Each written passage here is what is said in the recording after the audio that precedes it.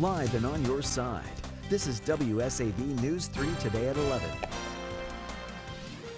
Good morning, everyone. I'm Kim Gusby. Thank you for joining us on WSAV News 3 today at 11. We'll start with a live look on this Tuesday morning out over Tybee Island. Storm Team 3 meteorologist Alyssa Carsley is inside the Weather Center where it's nice and cool with a look at our forecast first. No complaints about how cold it is in here today.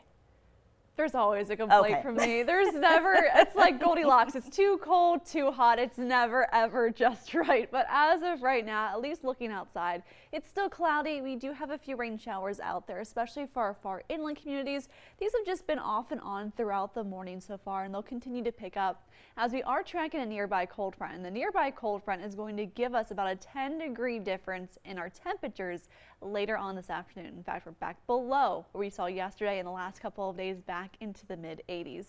You can see all those rain showers traveling along that front. That moves in, and of course that brings us that likely chance of rain as we head throughout the day. So again, it's mostly cloudy out there. Temperatures are back into the low 80s. Feel like temperatures right now, not terrible, but they are starting to climb up back above the actual temperatures. Currently seeing that feel like temperature at 84 degrees here in Savannah. So still tracking a little bit of the mugginess. It's just not that unbearable heat and humidity that we have been tracking the last couple of days.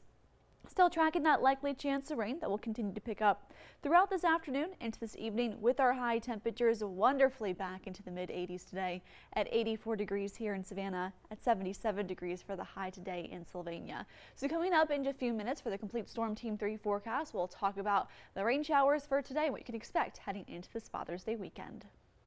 Thank you, Alyssa. Topping our news this morning, polls are open across Georgia for the runoff election to help decide who will represent their parties in several races ahead of November's general election. If you are voting in Chatham County today, there are changes to 7 polling locations that may affect you. If you normally vote at the Sanctuary Church today, you'll need to report to St. Luke United Methodist Church. That's at 9114 Whitfield Avenue instead. Also, those who usually vote at Islands Christian Church will cast their ballots at the Islands High School Annex. That's at 169 Whitmarsh Island Road. If Fellowship of Love Community Church is your normal voting spot, that's changing today to the WW Law Community Center at 909 East Bolton Street. The Salvation Army Community Center on B Road will be closed as a normal voting location today, with those voters now reporting to First Presbyterian Church at 520 Washington Avenue. Voters who use Southside Baptist Church are being redirected to Connection Church at 5411 Skidaway Road. Those who normally go to Southside Assembly of God or Port City Church will now vote at Largo Tibet School at 430 Tibet Avenue instead. And the final change, those who were set to vote at Georgia Tech Savannah campus will need to report to Savannah First Seventh-day Adventist Church. That's at 50 Godly Way. Again, these changes only apply to today's runoff. The Chatham County Board of Elections will report any precinct changes for November's general election prior to that date. Well, last week, Dr. Jeffrey Bowden, a professor at Savannah State University, joined us in studio to talk about the Georgia runoff. He breaks down a pair of those key hotly contested races for us. Take a listen. Big races. One is the runoff between Burt Jones and Rick Jackson. A lot of money, a lot of campaigning now, television campaigns on this race as well. Yeah. So Rick Jackson, interestingly, carried a lot of the state. Burt Jones doesn't have quite the money. He does have the Trump endorsement. Rick Jackson self-funded in a lot of ways, right? So has his own money. So what's going to be interesting there is to try to figure out how those other votes that went to the other candidates in the original primary, how those are going to play out. Okay, last question, and we have about 30 seconds, and that is the seat that was formerly occupied by Buddy Carter, District 1 congressional seat. Amanda Hollowell, Joyce Griggs, headed to a runoff. Yeah.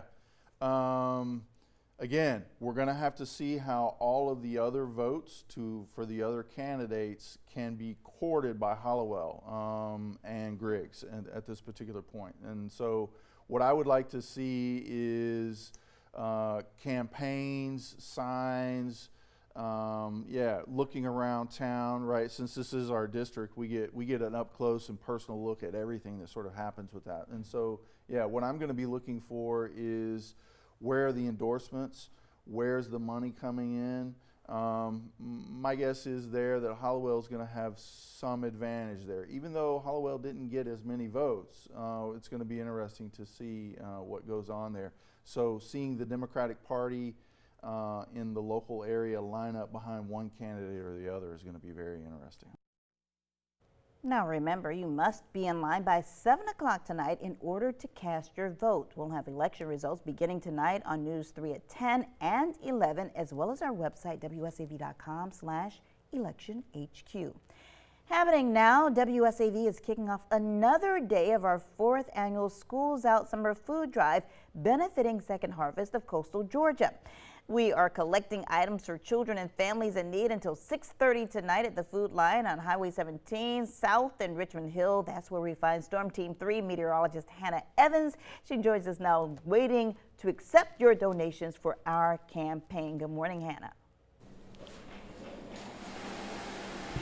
Good morning, Kim. That's right. So we are here right now at the food line at 3500 Highway 17 South in Richmond Hill, and we are partnering with Second Harvest for our Schools Out Summer Food Drive program. Second Harvest helps feed 10,000 children a day with their program. So we are collecting easy to open, easy to prepare foods for the kids as school is out for the summer. So we are going to zoom in here.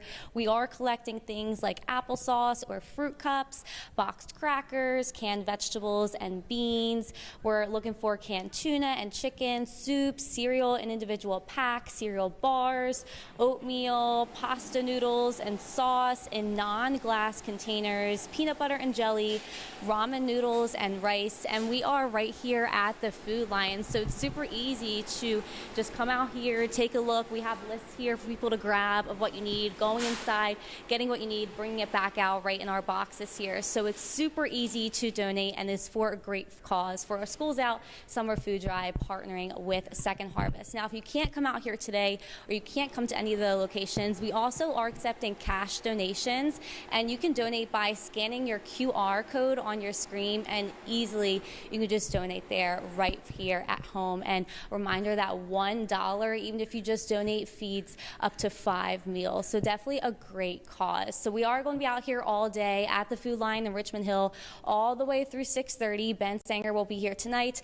I'll be here now, and coming up in just a few minutes later in News 3 today at 11, we are going to talk a little bit more to Richmond Hill's coach and talk a little bit more about how him and his team get involved with helping to donate and with Second Harvest. But for now, I'm going to send it to you back in the studio, Kim.